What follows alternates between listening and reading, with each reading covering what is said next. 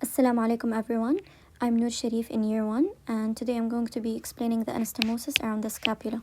But before we start, I'm going to give a brief review about the subclavian artery and then moving forward to the axillary and then brachial. So it is important to know that we have 3 parts of the subclavian artery. We didn't really take them, but the way that it is divided into 3 is based off in relation to the anterior scalene muscle. We didn't take this, but it's good to know the background of it. So we have 3 parts. We have the proximal, posterior, and distal. We don't care about the distal and posterior one, so we're going to cancel it for now. And for the proximal one, it gives us the vertebral artery, internal thoracic artery, and thyrocervical trunk. Obviously, we don't care about these. We only care about the thyrocervical trunk, which will further divide and give us the suprascapular artery and the transverse cervical artery. We can think of the subclavian as the grandfather, and this is the father, and these are the 2 grandchildren in a sense. And then the transverse cervical artery will further divide into superficial branch and a deep branch, which we also call it the dorsal scapular. It is important to know the other name for it. So for now, a little recap. Subclavian will give us thyrocervical trunk, and then suprascapular artery, and specifically transverse cervical artery and the deep branch of the transverse cervical artery. Moving forward, we know that the subclavian artery will give us axillary artery at the outer border of the first rib, because that is the termination site of the subclavian and the start of the axillary. Will terminate at the inferior border of the teres major, and that will also be the start of the brachial.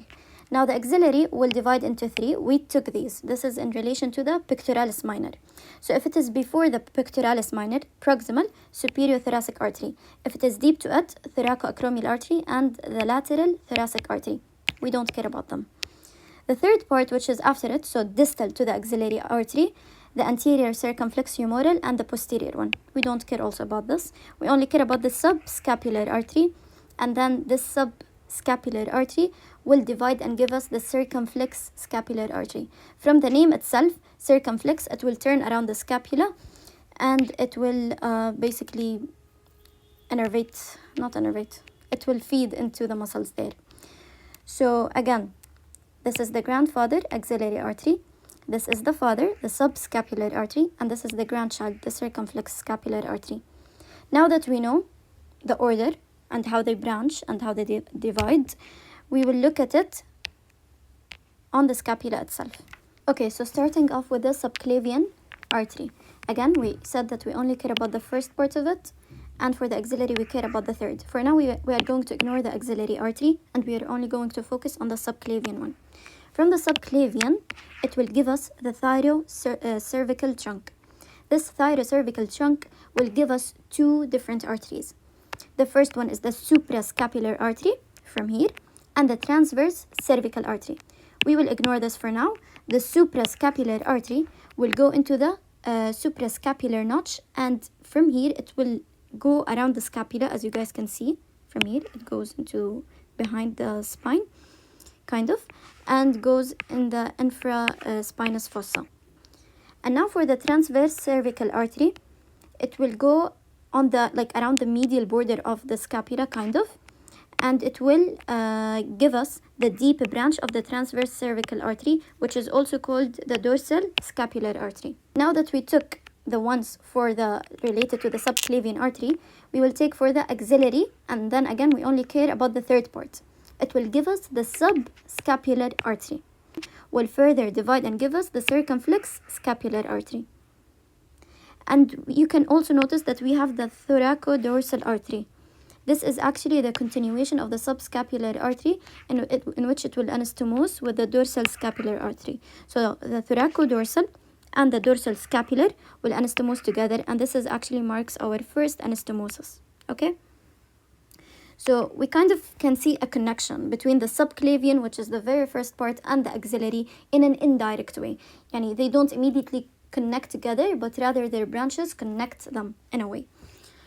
Now moving on to the second anastomosis, we have the dorsal scapular from the subclavian, specifically from the transverse cervical. It will come and anastomose with the circumflex scapular artery, which comes from the subscapular artery. This subscapular artery came from where? From the axillary artery. Okay?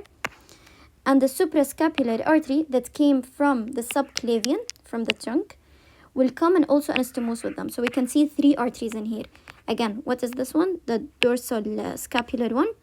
This one is the circumflex scapular artery, and this one is the suprascapular. So 2 from the subclavian and 1 from the axillary, all of them meet in this place.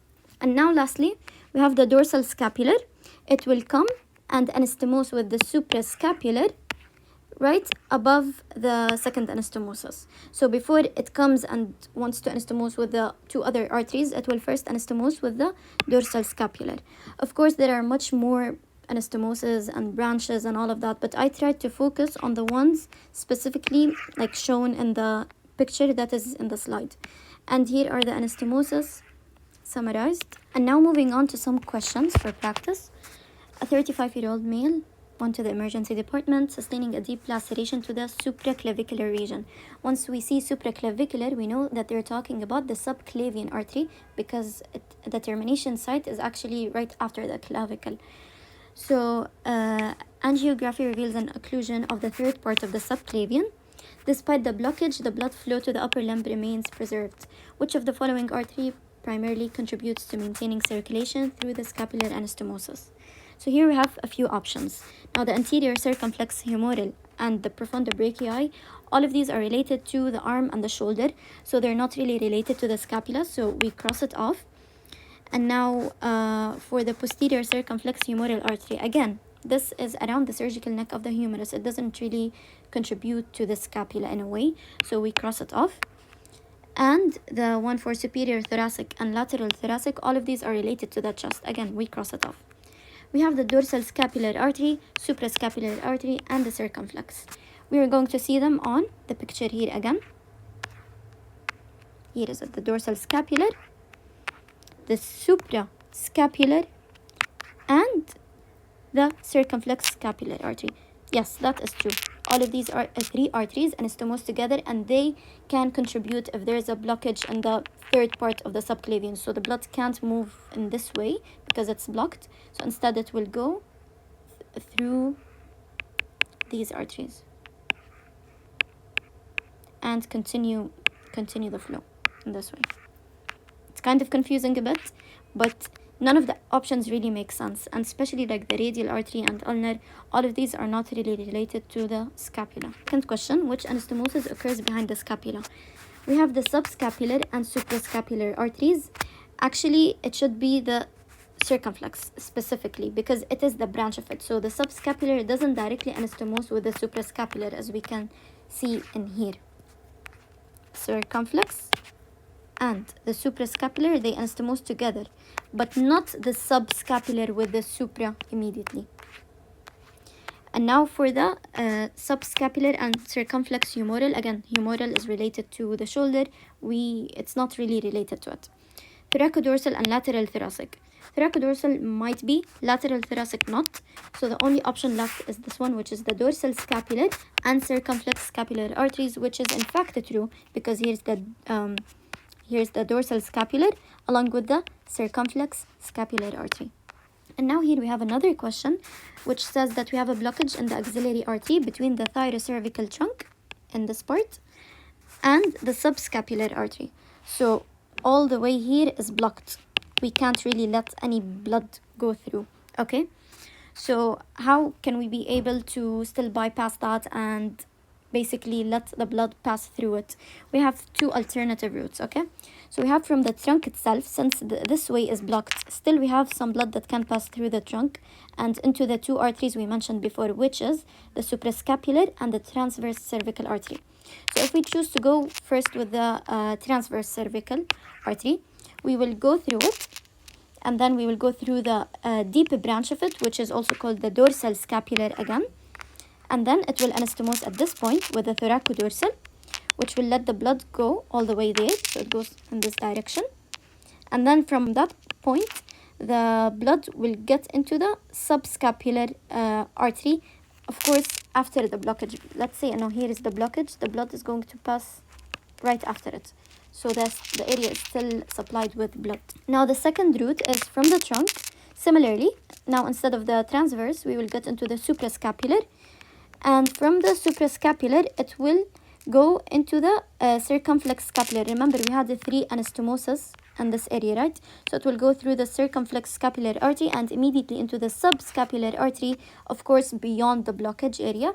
And it will supply the area with blood. Thank you for watching. I hope it was useful. والله يوفقنا جميعا.